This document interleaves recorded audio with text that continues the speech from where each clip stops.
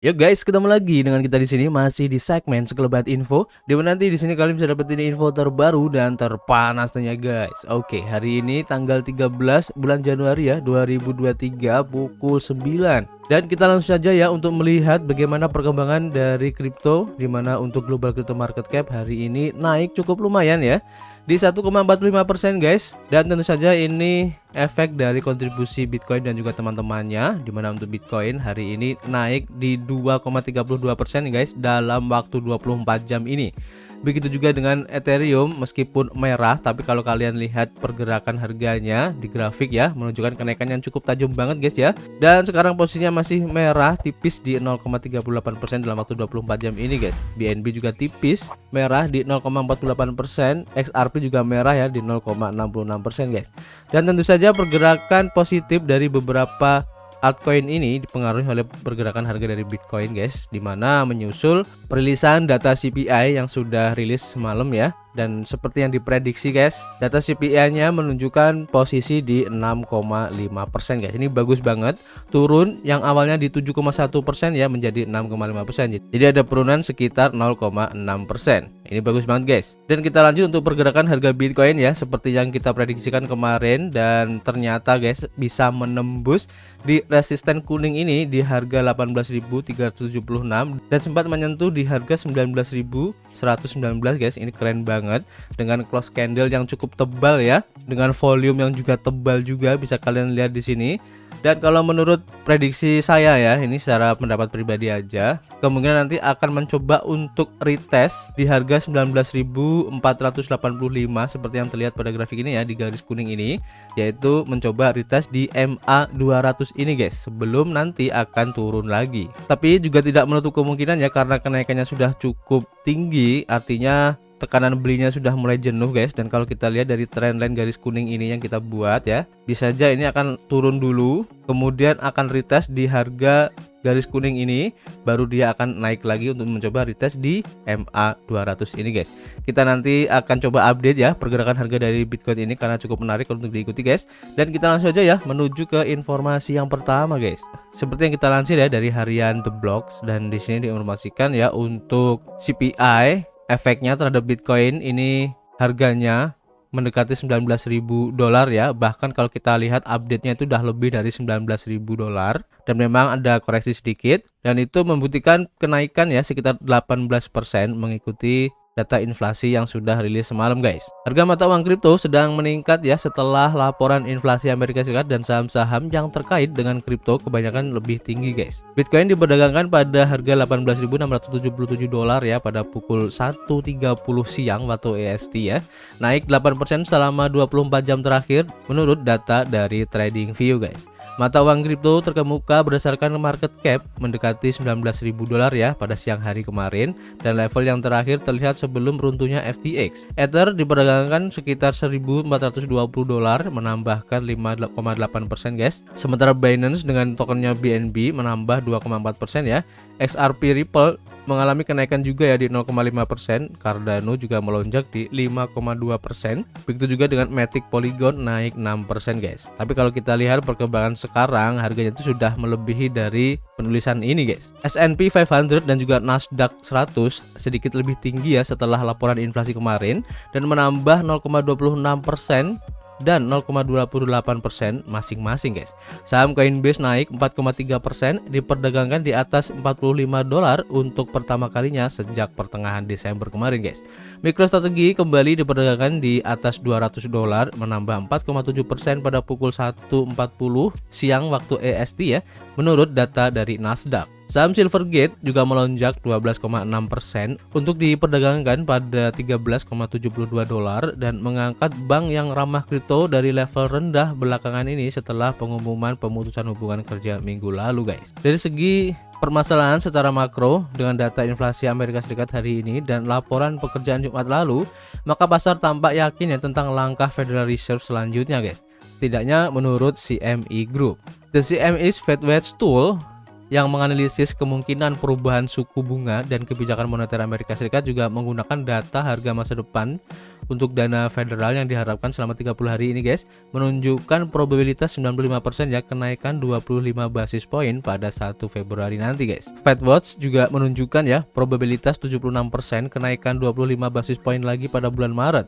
Diikuti dengan probabilitas 55% untuk jeda pada Mei. Seperti yang dicatat oleh Nolle Acheson, mantan kepala dari Market Insight di Genesis guys. Walau tampaknya upaya Federal Reserve untuk melawan inflasi tidak sia-sia, beberapa komentator menyatakan kekhawatirannya guys, dan pembuat pasar GSR mengatakan bahwa kenaikan CPI inti karena kenaikan terus-menerus dalam biaya tempat tinggal menimbulkan kekhawatiran bagi beberapa orang guys. Kekhawatiran ini juga disebutkan oleh para analis khususnya untuk Bitcoin ya, di mana harga Bitcoin naik ke $19.000 dan di sini analis juga mengatakan bahwa uji coba atau retest ya di harga 17.300 ini mungkin akan terjadi selanjutnya guys, seperti yang dilansir dari Cointelegraph ini. Jadi harga Bitcoin mencapai tertinggi tahun ini dekat di harga $19.000 ya saat trader profesional menggunakan leverage untuk mendorong harganya ini naik ya. Tapi data turunan menunjukkan alasan untuk harga Bitcoin untuk menguji kembali ya atau retest di harga $17.300. Harga Bitcoin telah mengalami kenaikan 15% dalam 13 hari terakhir dan selama jangka waktu itu, taruhan bearish para trader pada kontrak berjangka Bitcoin dilikuidasi melebihi $530 juta guys dibandingkan dengan bullishnya.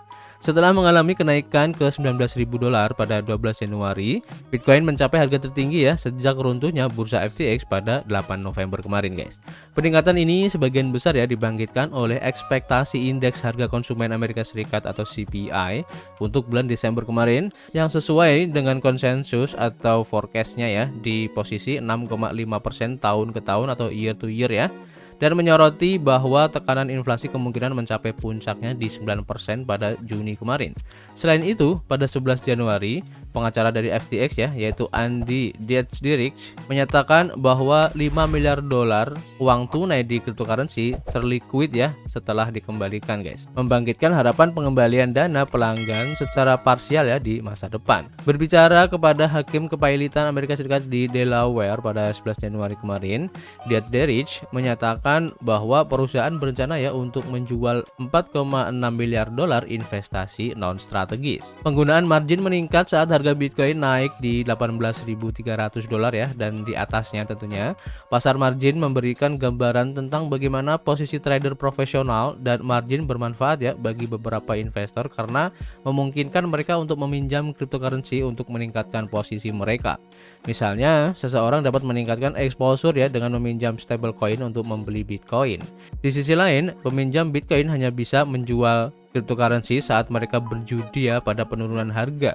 Dan berbeda dengan kontrak berjangka, keseimbangan antara long dan short mungkin tidak selalu seimbang guys. Grafik di atas menunjukkan ya bahwa rasio pembelian margin trader OKX meningkat ya tegas pada 11 Januari kemarin dan menandakan bahwa trader profesional menambahkan leverage long saat Bitcoin naik menuju 18.300. Seperti yang terlihat ya dari grafik ini guys. Lebih penting lagi untuk koreksi 2% ya pada 12 Januari yang membuat Bitcoin mencapai $17.920 terendah menandai pembalikan margin yang sempurna. Yang berarti para pemain besar dan market maker ini mengurangi posisi bullish mereka ya menggunakan pasar margin. Saat ini pada posisi 21 ya, metrik ini lebih menyukai peminjaman stablecoin dengan selisih yang cukup besar dan menunjukkan bahwa bear ini tidak yakin ya untuk membuka short margin Bitcoin. Trader kontrak berjangka mengabaikan lonjakan harga Bitcoin.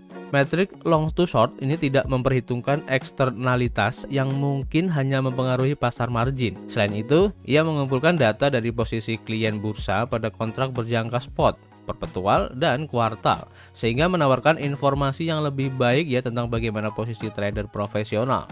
Ada kesenjangan metodologi yang jarang terjadi antara bursa yang berbeda, jadi pembaca harus memantau perubahan daripada angka mutlak. Seperti yang terlihat ya dari data-data ini guys, kalian bisa cek sendiri nanti ya, data dari Binance untuk top trader baik long ataupun short rasionya ya, OKX juga ada, dan juga dari Huobi guys. Meskipun Bitcoin melampaui resistensi di harga $18.000 ya, trader profesional tidak mengubah posisi leverage long mereka guys menurut indikator long to short.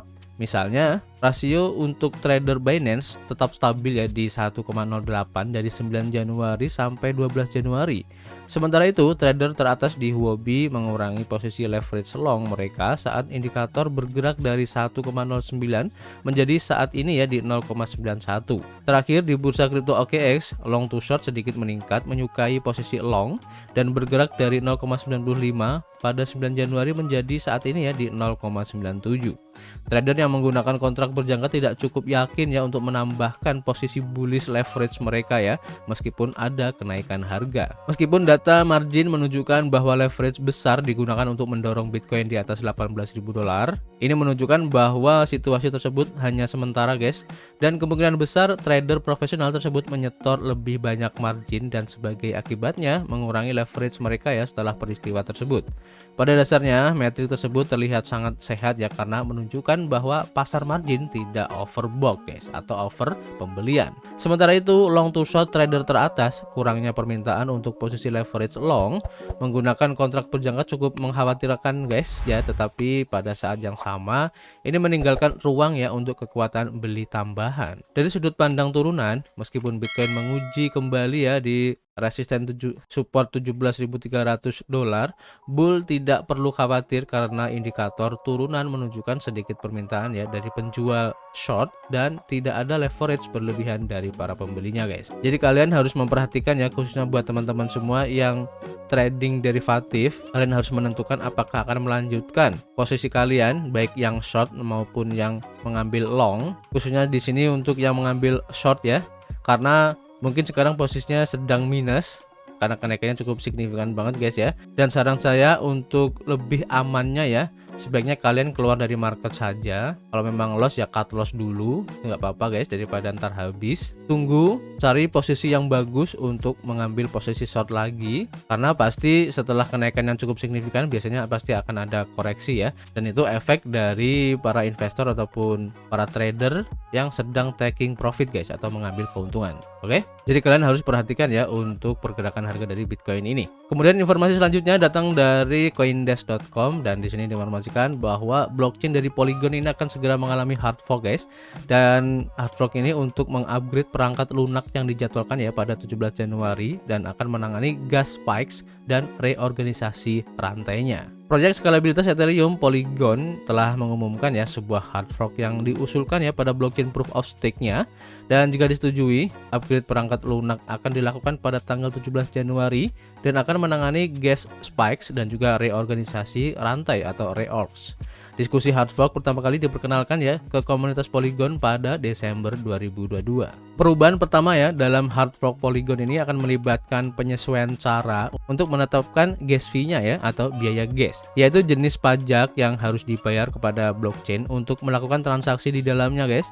Dengan hard fork ini maka Polygon ini akan bertujuan ya untuk mengurangi picu harga gas yang biasanya terjadi ya saat ada banyak aktivitas di rantai guys. Walaupun gas masih akan meningkat ya saat permintaan puncak, dan itu akan lebih selaras dengan cara dinamika gas Ethereum saat ini guys, kata Polygon dalam sebuah pernyataan yang dibagikan dengan Coindesk. Menambahkan juga tujuan kami adalah untuk menyamakan picu dan memastikan pengalaman yang lebih mulus ya saat berinteraksi dengan rantai atau blockchain guys. Perubahan yang diusulkan kedua menangani reorgs atau reorganisasi rantai yang dapat terjadi ketika sebuah node validator sebagai salah satu komputer yang mengoperasikan blockchain Polygon menerima informasi yang sementara membuat versi baru dari blockchain. Acara seperti itu membuat sulit ya untuk memverifikasi apakah transaksi telah berhasil, karena node harus menyelaraskan rantai mana yang benar atau yang dikenal sebagai canonical. Untuk mengatasi masalah reorgs yang relatif sering ini guys, maka Polygon ingin mengurangi waktu yang dibutuhkan ya untuk menyelesaikan sebuah blok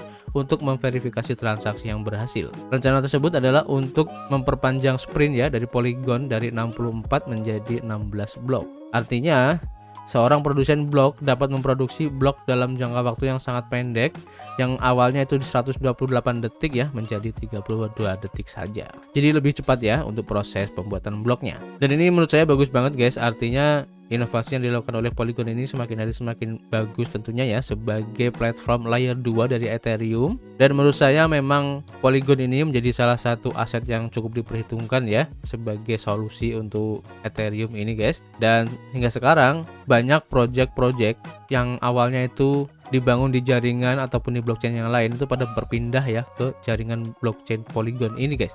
Seperti project-project dari Solana, karena di Solana itu sering terjadinya pemadaman jaringan, maka mereka para developer khususnya ya dari project-project decentral apps yang ada di Solana itu pada pindah ke Polygon ini guys. Banyak banget guys. Dan tidak sedikit pula ya project-project dari Ethereum yang berpindah juga ke Polygon guys, karena mungkin dirasa di Ethereum itu terlalu mahal untuk gas fee-nya dan transaksinya juga masih kalah jika dibandingkan dengan Polygon. Maka banyak juga ya project dari Ethereum yang berpindah ke Polygon ini guys. Ini keren banget ya. Kita tunggu aja nanti seperti apa perkembangan dari Polygon ini, dan kita lanjut informasi yang terakhir ya, dan anggap saja ini sebagai intermezzo aja guys. Seperti kita lansir ya dari zcrypto.com, dan di sini diinformasikan bahwa copy paste untuk crypto wallet khususnya untuk alamatnya ya, ini tidak lagi 100% aman guys. Ini adalah pernyataan yang diberikan secara langsung oleh MetaMask, dan ini cukup menarik untuk diperhatikan ya.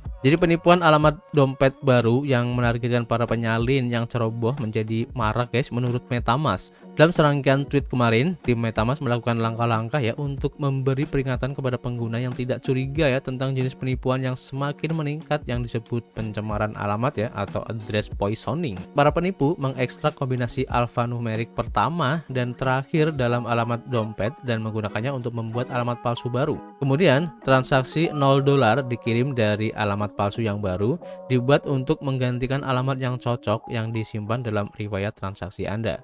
Pencemaran alamat atau address poisoning ini akan menargetkan pengguna kripto yang dengan buta ya menyalin dan menempel alamat dalam riwayat transaksi mereka tanpa periksa dulu ya untuk tambahan yang sangat dibutuhkan guys. Namun pembaruan keamanan ini diterima dengan tidak senang ya dari bagian dari komunitas kripto yang percaya bahwa penyedia dompet kripto terbesar di dunia mungkin telah bertindak terlalu lambat untuk memberitahukannya kepada masyarakat. Pengguna Twitter Zoom yang telah memposting peringatan publik ya tentang insiden itu sejak 2 Desember 2022 memberikan wawasan lebih lanjut ya tentang sifat serangan dan cakupan dompet yang terkena. Menurut Tuzun, lebih dari 340.000 alamat telah dicemari sejak Desember 2022, merampas hampir 95 dompet dari korban yang tidak curiga ya sekitar 1,6 juta dolar, dan analisis menempatkan biaya total serangan sekitar $25.000, menandakan margin keuntungan di atas 6.000% ya. Eksploitasi pada alamat BSC dan Ethereum berasal dari tanggal 22 dan 27 November 2022 dan masing-masing dengan berbagai macam penyerangan yang berasal dari wilayah zona waktu Asia menurut temuan dari Tuzun ini. Tuzun juga telah menggunakan platform pemantauan on-chain yaitu Explore untuk melacak beberapa pelaku yang diduga guys. Selanjutnya merekomendasikan bahwa MetaMask meningkatkan fitur UI-nya untuk membuat pengguna mengidentifikasi alamat dompet dalam riwayat transaksi ya dengan penanda warna. Pengguna juga dianjurkan untuk melakukan cek ulang komposisi alfanumeric pada alamat dompet di luar digit pertama sebelum mentransfer dana. Penipuan alamat racun ini atau poisoning atau address poisoning ini menambahkan daftar penipuan yang semakin meningkat ya dalam industri kripto yang mengakibatkan kerugian kolektif lebih dari 3,5 miliar dolar tahun lalu guys. Pada Mei lalu, MetaMask menandatangani kerjasama dengan Asset Reality sebagai alat SaaS atau Source as a Service untuk pemulihan aset kripto yang bertujuan untuk membantu korban penipuan kripto untuk mengembalikan aset yang dicuri. 8 bulan kemudian, tidak jelas ya seberapa banyak kemajuan pemulihan aset yang telah dicapai oleh kedua perusahaan tersebut, dan MetaMask belum merespon pengguna yang terkena dampak dan rencana kompensasi yang mungkin untuk kerugian yang diderita guys. Jadi buat teman-teman semua pengguna MetaMask harus hati-hati ya dalam melakukan copy paste untuk alamat address kalian guys. Jangan sampai kalian terkena phishing ataupun yang di sini disebut sebagai address poisoning ya. Karena mungkin saya sendiri ya secara pribadi sudah terkena untuk address poisoning ini, karena tidak sedikit guys saya juga terkena address ataupun peretasan di alamat wallet MetaMask saya ya. Bahkan saya membuat dompet baru dengan MetaMask yang baru pun tapi masih menggunakan PC yang sama, itu pun saya juga masih terkena peretasan ya, dan saya tidak pernah merasa untuk menggunakan dompet baru tersebut guys, dan ini aneh banget. Artinya saya tidak pernah mengkonekkan wallet MetaMask saya ini ke decentral apps manapun, tapi aset saya yang di MetaMask itu hilang secara misterius guys. Bahkan untuk melacak transaksinya pun agak susah karena di history di MetaMask itu tidak ada. Jadi saya harus masuk menggunakan platform pihak ketiga untuk mengecek ya apakah ada transaksi yang terjadi pada wallet MetaMask saya. Dan ternyata benar guys, setelah saya utak-atik ada transaksi di mana saya tidak melakukan transaksi ya di situ, dan anehnya tidak ada gas fee-nya. Itu yang membuat saya aneh. Karena apa? Jadi kalau saya seumpama menggunakan MetaMask di jaringan Ethereum atau BNB gitu kan, otomatis kan harus ada Ethereum atau BNB sebagai gas fee-nya. Padahal saya tidak ada BNB 0 dan Ethereum pun juga 0, tapi bisa melakukan transaksi. Itulah yang terjadi guys. Jadi kalian harus benar-benar hati-hati ya. Atau kalau memang kalian takut kehilangan ya, semoga tidak terjadi ya, kalian simpan aset kalian di cold wallet aja seperti Trezor atau yang lain ya, banyak banget di luar sana. Jadi jangan disimpan aset kalian yang mungkin berharga. Jika saja kalian mempunyai mungkin Bitcoin, Ethereum dan BNB atau yang lain ya, aset-aset kripto yang blue chip, kalian simpan jangan di hot wallet ya, seperti MetaMask, Trust Wallet dan lain-lain. Intinya wallet-wallet yang masih berhubungan dengan internet ya, jangan kalian lakukan guys. Jadi kalian harus pisahkan wallet kalian dari internet ya, agar tidak terjadi peretasan yang tidak kalian inginkan ya, dan tidak kalian sadari tentunya, seperti yang menimpa saya ya. Oke, jadi bagaimana menurut pendapat kalian? Bisa tulis di kolom komentar. Mungkin kalian punya pengalaman yang unik ya dalam hal hilangnya aset kalian di wallet kalian. Tulis saja di kolom komentar, nanti kita bisa ngobrol banyak di situ ya. Kita sharing-sharing bareng, dan kita akan ketemu lagi di informasi berikutnya. Peace.